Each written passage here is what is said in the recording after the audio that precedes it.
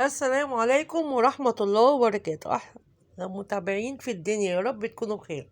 أنا النهاردة جبت يا جماعة، جبت وراك، وجبت أجزاء اللي هي الجديحة يعني اللي موجود، وجبت كمان رجول فراخ. فأنا رجول الفراخ دي أنا بعالج نفسي بيها للركب، علاج للمفاصل. فأنا حاطة دلوقتي الجنيحة والوراك دول على النار. حبة الحاجات اللي أنا جايباهم دول ب170 جنيه.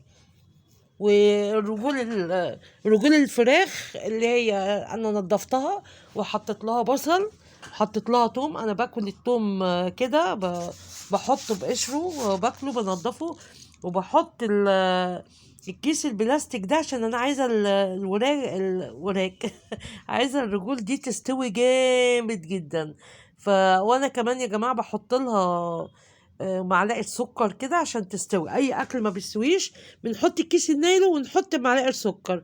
انا غسلتها غسله جامده جدا، يعني غسلتها وخليتها زي الفل، وقصيت شلت الضوافر بتاعتها وخليتها كده، وهكمل بقى هسويها وهاكلها.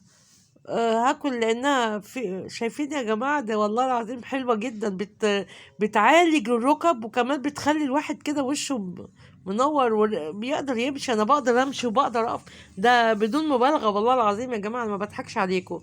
انا شلت الضوافر بتاعتها ونضفتها واحط لها بقى البصل والتوابل، احط لها توابل، احط لها ليمون.